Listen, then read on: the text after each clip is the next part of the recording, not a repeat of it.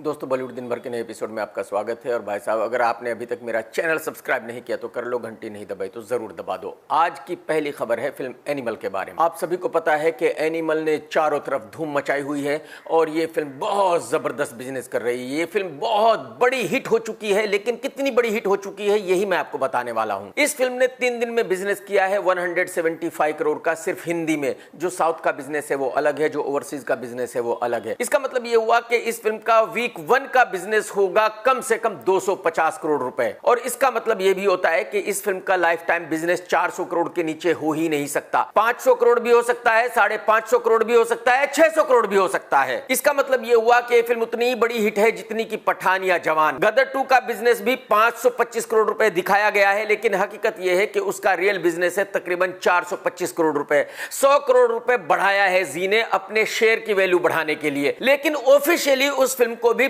500 crore club की film ही माना जाएगा। लेकिन मुझे ऐसा लगता है कि फिल्म एनिमल इन सभी में सबसे बड़ी हिट है। उसकी वजह यह है कि एनिमल का प्रोड्यूसर करण जौहर या आदित्य चोपड़ा नहीं है, इस फिल्म का डायरेक्टर एसएलबी या राजू हिरानी भी नहीं है, और इस फिल्म में कोई बड़ी हीरोइन दीपिका भी नहीं है, और हेल्प करने के लिए जॉन अब्राहम भी नहीं है। यानी कि इस फिल्म को एक नए डायरेक्टर संदीप वेंगा रेड्डी ने डायरेक्ट किया है, और इस फिल्म में सिर्फ और सिर्फ रणबीर कपूर है।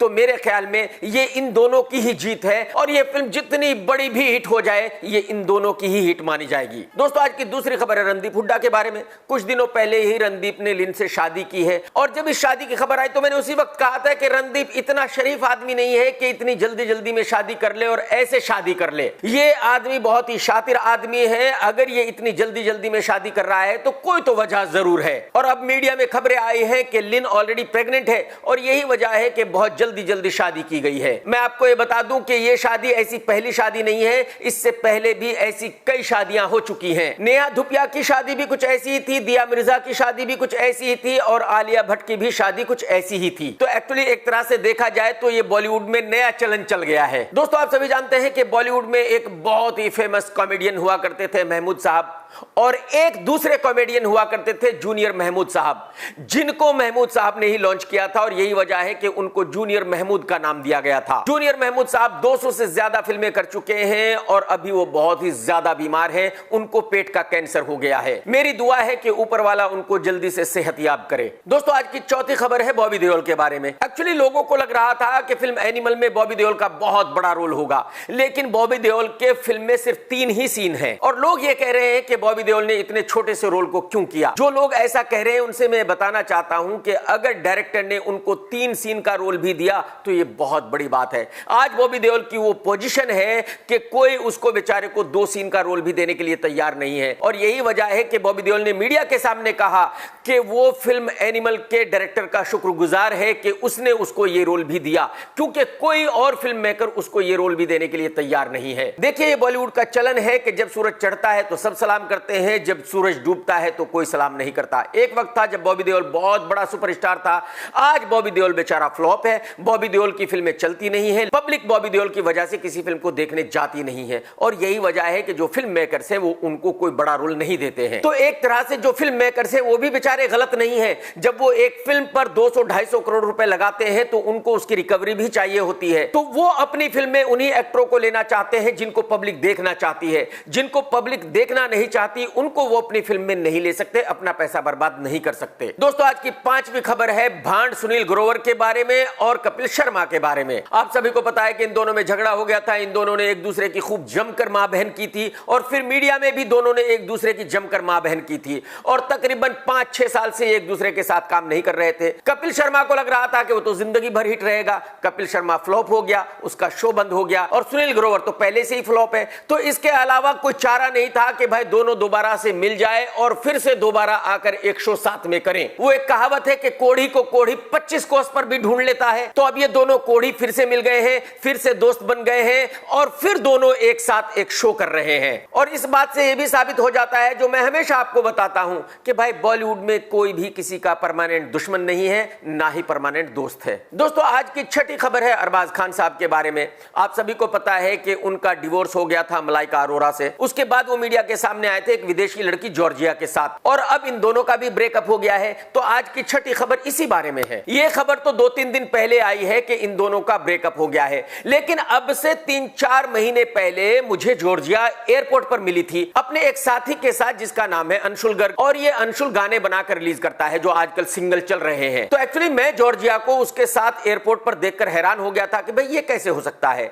फिर मेरी उन दोनों से बात हुई और मैंने उन दोनों से पूछा कि आप कहां जा रहे हो, तो उन्होंने कहा कि हम दुबई जा रहे हैं। तो फिर भी मैंने ये सोचा कि शायद किसी काम से जा रहे होंगे, शायद अंशुल इसके साथ कोई गाना बनाने वाला होगा, लेकिन उन दोनों से आगे बात करते हुए मुझे पता चला कि वो दोनों दुबई छुट्टियां मनाने जा रहे हैं। तो एक्चुअली मेरा माथा उसी वक्त ठनक गया था कि भाई ये तो गर्लफ्रेंड है किसी और की और छुट्टियां मनाने जा रही है किसी और के साथ, तो इसका मतलब कुछ तो गड़बड़ है। और अब 2-4 दिन पहले जॉर्जिया ने ऑफिशियली कह दिया है कि उसका अरबाज खान के साथ ब्रेकअप हो गया है।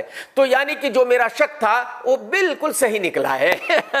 दोस्तों, आज की 7वीं खबर है मालेगांव के सुपरस्टार कैटरीना के हस्बैंड कल्लू भाई के बारे में। आप सभी को पता है कि कुछ दिनों पहले फिल्म टाइगर रिलीज हुई थी जो बहुत बड़ी फ्लॉप हो चुकी है, और उसमें कैटरीना थी, और कैटरीना ने टॉवल में रहकर एक एक्शन सीन किया था। अब मीडिया के सामने कल्लू भाई ने कहा है कि भाई वो सीन बहुत ही जबरदस्त था, कैटरीना उसमें बहुत ही अच्छी लग रही थी, और कल्लू भाई ने यह भी कहा कि उसने ऐसा सीन किसी फिल्म में पहली बार देखा है। अरे कल्लू भाई, माफ कर दो कल्लू भाई, कम फेंका करो यार।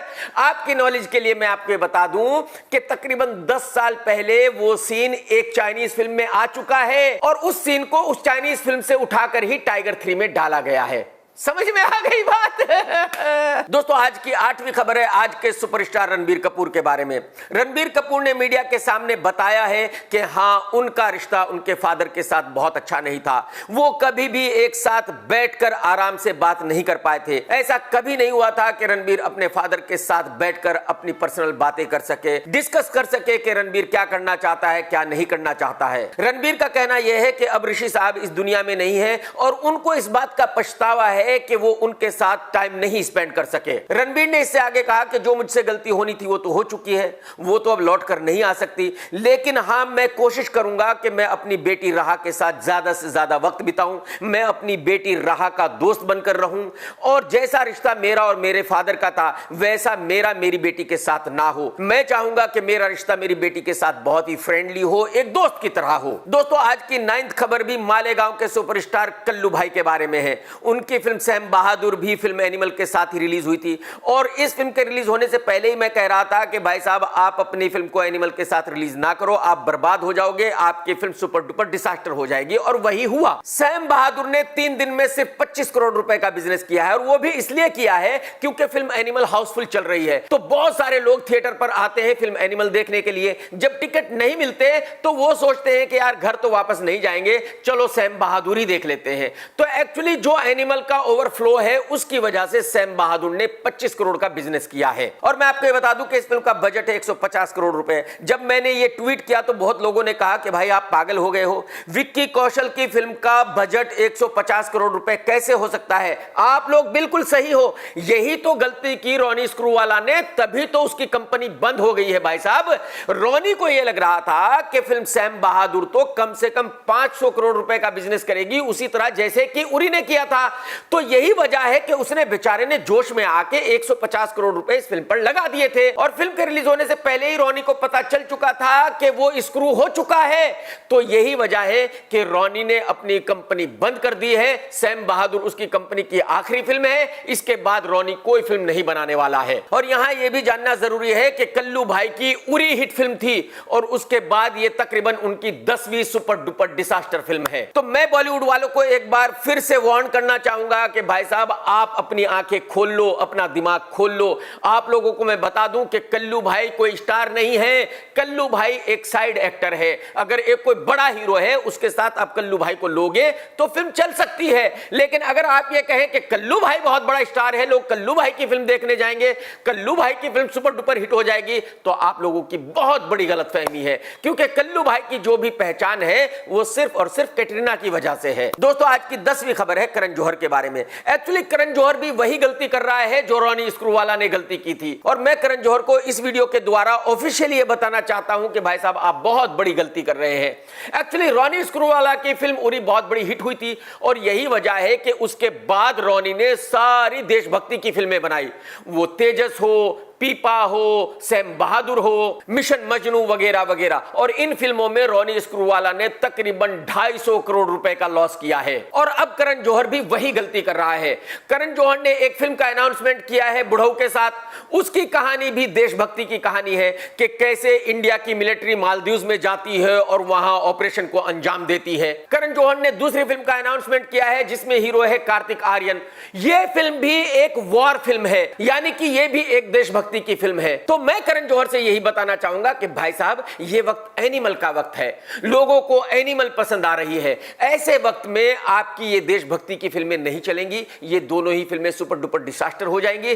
तो मेरा मशवरा आपको यह है कि आप इन फिल्मों को ना बनाएं, आपके लिए बेहतर होगा। दोस्तों आज की 11वीं खबर है अक्षय कुमार की फिल्म हाउसफुल 5 के बारे में। आप सभी को पता है कि इस फिल्म की स्टार कास्ट बहुत बड़ी है। इसमें अनिल कपूर साहब है, नाना पाटेकर है, पूजा हेगड़े है, अक्षय कुमार है, रितेश देशमुख है, और भी ना जाने कितने एक्टर हैं। यह फिल्म 2024 में दिवाली पर रिलीज होने वाली थी, लेकिन अब इस फिल्म की रिलीज डेट को चेंज कर दिया गया है। अब यह फिल्म 6 जून 2025 को रिलीज होगी। दोस्तों आज की 12th खबर है हाथी के बच्चे सिंगर बादशाह के बारे में। आप सभी को पता है कि इस भैंसानुमा सिंगर की दोस्ती आजकल एक पाकिस्तानी एक्ट्रेस के साथ चल रही है जिसका नाम है हानिया आमिर, और ये भैंसानुमा उसकी दोस्ती में इतना पागल हो गया है कि भाई साहब ये दुबई गया और वहां जाकर उस लड़की के साथ इसने पार्टी की, और सुनाया जा रहा है कि ये हाथी का बच्चा सिंगर उसको अपने एक गाने में लेने वाला है जो इंडिया में रिलीज करेगा। तो मैं आप सब लोगों से कहना चाहता हूं कि ऐसे देशद्रोही सिंगर के गाने सुनना बंद कर दीजिए, और मैं देश भर की पॉलिटिकल पार्टियों से भी ये कहना चाहता हूं कि इस हाथी के बच्चे को रोकिए। इसका ये गाना इंडिया में किसी भी हाल में रिलीज नहीं होना चाहिए, बल्कि मैं तो कहता हूं कि सरकार को इस हाथीनुमा सिंगर को बैन कर देना चाहिए, ठीक उसी तरह जैसे कि कभी किशोर कुमार साहब को बैन कर दिया गया था। दोस्तों आज की 13th खबर है फिल्म पुष्पा 2 के बारे में। आप सभी को पता है कि पुष्पा 1 बहुत बड़ी हिट फिल्म रही थी, और अब पुष्पा 2 की शूटिंग चल रही है, लेकिन इस फिल्म की शूटिंग को बीच में रोक दिया गया है क्योंकि अल्लू अर्जुन काफी बीमार है। जब वो ठीक हो जाएगा तब इस फिल्म की शूटिंग दोबारा से चालू होगी। तो मुझे ऐसा लगता है कि जो इसकी रिलीज डेट है उसको चेंज किया जाएगा। दोस्तों आज की 14th खबर है बहुत ही खराब एक्ट्रेस सारा अली खान के बारे में। अब सारा ने बताया है कि रश्मिका का रोल सारा करने वाली थी। डायरेक्टर संदीप ने उनका भी ऑडिशन किया था, लेकिन ऑडिशन देखने के बाद उन्होंने सारा को रिजेक्ट कर दिया था। संदीप का ऐसा मानना था कि सारा को बिल्कुल एक्टिंग नहीं आती और सारा रश्मिका से भी खराब एक्टिंग करेगी, और मैं संदीप भाई के साथ बिल्कुल इत्तेफाक रखता हूं, उन्होंने बिल्कुल सही किया। भाई साहब अगर सारा इस रोल में होती तो मेरे ख्याल में बहुत बुरी एक्टिंग करती है। भाई साहब सारा अली खान इतनी खराब एक्ट्रेस है कि वो एक्टिंग तो खराब करती है, लेकिन भाई साहब चलते हुए भी ओवर एक्टिंग करती है। ये हिंदुस्तान की नहीं बल्कि दुनिया की अकेली एक्ट्रेस है जो चलने में भी ओवर एक्टिंग कर सकती है। दोस्तों फिल्म डंकी का एक और गाना रिलीज हो चुका है, बहुत ही बढ़िया गाना है। सोनू निगम साहब ने इस गाने को गाया है और जावेद अख्तर साहब ने लिखा है। डंकी का जो इससे पहले गाना रिलीज हुआ था वो भी बढ़िया है, और इस फिल्म का जो टीजर रिलीज हुआ था वो भी सबको पसंद आया है। और आप सभी जानते हैं कि इस फिल्म का डायरेक्टर राजू हिरानी है, वो खराब फिल्म बना ही नहीं सकता। तो कहने का मतलब यह है कि ये भी शाहरुख खान की पिछली 2 फिल्मों की तरह बहुत बड़ी हिट होने वाली है, यानी कि शाहरुख खान इस साल बहुत बड़ा रिकॉर्ड बनाने वाला है कि उसकी 3 फिल्मों ने 500 प्लस करोड़ का बिजनेस किया है। दोस्तों आज की 16th खबर है एनिमल के डायरेक्टर संदीप रेड्डी के बारे में। आप सभी को पता है कि एनिमल फिल्म बहुत बड़ी हिट हो चुकी है, तो अब यह बिल्कुल क्लियर हो गया है कि संदीप की अगली फिल्म शाहरुख खान साहब के साथ होगी। हो सकता है कि शाहरुख खान साहब उस फिल्म में अकेले हो सकता है कि उस फिल्म में शाहरुख खान और रणबीर कपूर दोनों हों। अगर ऐसा हुआ कि शाहरुख खान और रणबीर कपूर दोनों हुए तो भाई साहब वो हिंदुस्तान की पहली फिल्म होगी जो बॉक्स ऑफिस पर कम से कम 1000 करोड़ रुपए का बिजनेस सिर्फ इंडिया में करेगी, यानी कि वो फिल्म बॉलीवुड की हिस्ट्री की सबसे बड़ी ब्लॉकबस्टर फिल्म होगी। दोस्तों अगर आपने अभी तक मेरा चैनल सब्सक्राइब नहीं किया तो कर लो, और घंटी नहीं दबाए तो जरूर दबा दो। दोस्तों आज की 17th खबर इन नए लड़कों के बारे में है जो बड़ा सुपरस्टार बनना चाहते हैं, जैसे कि सिद्धार्थ मल्होत्रा, वरुण धवन, कार्तिक आर्यन। ये सभी लड़के वो हैं जो बड़े बड़े प्रोडक्शन हाउसेस की फिल्म करना चाहते हैं, जैसे कि धर्मा, वायरएफ, एक्सेल और रेड चिल्ली। और मैं इन सभी से हमेशा कहता हूं और एक बार फिर इस वीडियो में कह रहा हूं कि भाई साहब आपको बड़ा प्रोडक्शन हाउस बड़ा सुपरस्टार नहीं बना सकता, आपको सिर्फ और सिर्फ बड़ी फिल्म बड़ा सुपरस्टार बना सकती है। संदीप वेंगा रेड्डी ना ही करण जौहर है ना ही आदित्य चोपड़ा है। फिल्म एनिमल उसके जीवन की सिर्फ दूसरी फिल्म है हिंदी में, और उसने फिल्म एनिमल बनाकर रणबीर कपूर को सुपरस्टार बनाया है। करण जौहर अपनी फिल्मों से उसको सुपरस्टार नहीं बना सका था, आदित्य चोपड़ा अपनी फिल्मों से उसको सुपरस्टार नहीं बना सका था, लेकिन एक छोटे फिल्म मेकर ने उसको बॉलीवुड का बहुत बड़ा सुपरस्टार बना दिया है। तो मेरा कहने का सिर्फ यही मतलब है कि बड़ा प्रोड्यूसर, बड़ा प्रोडक्शन हाउस किसी को बड़ा सुपरस्टार नहीं बना सकता, सिर्फ और सिर्फ एक बड़ी फिल्म ही किसी को बड़ा सुपरस्टार बना सकती है। दोस्तों, अगर आपने ये वीडियो देखा है तो लाइक करना बिल्कुल मत भूलना, और भाई साहब कमेंट्स करके जरूर बताना कि आज का एपिसोड आपको कैसा लगा। टेक केयर दोस्तों, tata bye bye, love you, जय हिंद, वंदे मातरम। सत्यमेव जयते।